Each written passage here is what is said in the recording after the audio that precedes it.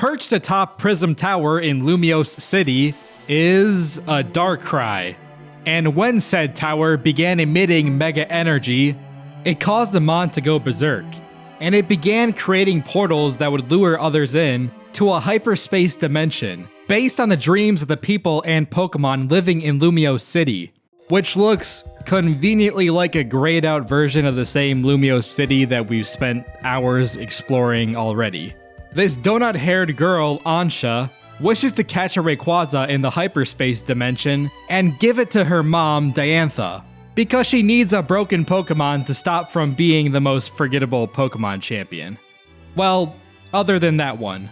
While Diantha is off in another region being a deadbeat mom, Ansha is sitting on the roof of Hotel Z, and she's like, please help me bake some donuts to feed to my Hoopa so it can open portals to the hyperspace dimensions. And please get me down from here. I really don't know how I got up here. So with AZ retiring from being the hotel's receptionist, they use his now unoccupied corner of the hotel as the location for Ansha's new bakery. Why does Hoopa have to eat donuts to open portals to the hyperspace dimension? Because Ansha rescued it after it was beat up by some Pokemon and fed it donuts to help it recover. And like a dog after eating wet dog food once, now Hoopa will only eat sugary pastries. Anyways, our dynamic duo visits the Rust Syndicate, where Corbeau is researching the hyperspace dimensions. And he's like, you thought we were done with rogue mega evolutions? Well, we got more of them happening in the hyperspace dimensions. Thankfully, we found a mega Pokemon specialist that can assist you two. That's just a girl in a puffer jacket. It's Karina. As it turns out, Diantha is Jacinth's former mentor. Did I say her name correctly this time? Jacinth. Jacinth. Jacinth was supposed to let Ansha stay at her expensive hotel, so she doesn't spend most of her time on rooftops. But she's too rich and too pink to babysit a child, so she left her in the capable hands of her maid instead. And now Ansha is in a completely different location, where the maid kicks down the door and is like, where is Ansha? Where is she? So they're forced to Pokemon battle the possibly blind maid, and afterwards Ansha explains that these are her people now and she's not going back to the hotel. So Laban is forced to return empty-handed, to presumably get whipped by Jacinth. After the new Team MZ trio battles rogue mega Pokemon in the hyperspace, they drop a golden loot ball that contains butter? For no logical reason other than the in-game reason that it helps Ansha create even more calorically rich donuts. So the protagonist can stay in hyperspace dimensions even longer.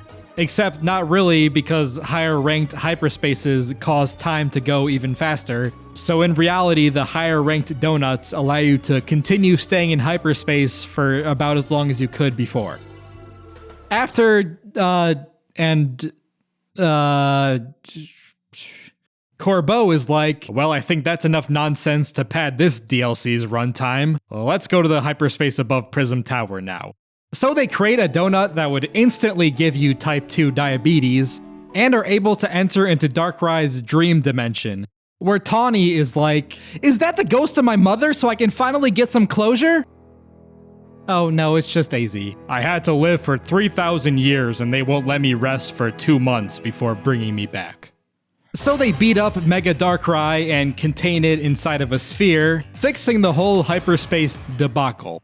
And back in the real world, Karina is like, now we've become Pokemon legends.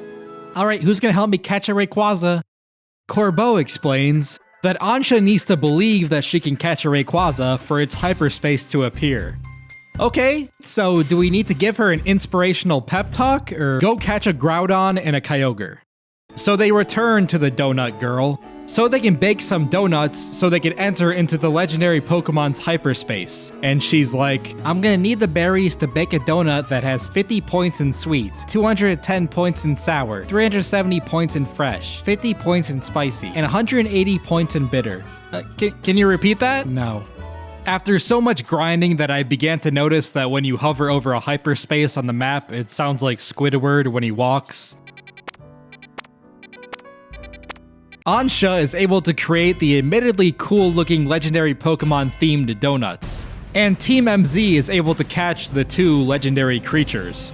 Back on the rooftop of Hotel Z, Ansha begins explaining Rayquaza's entire lore and backstory, like, sorry I didn't realize this was Pokemon Legends Hoenn now, causing Rayquaza's hyperspace to appear above them, allowing the team to capture the giant sky dragon and give it to the child who bakes donuts.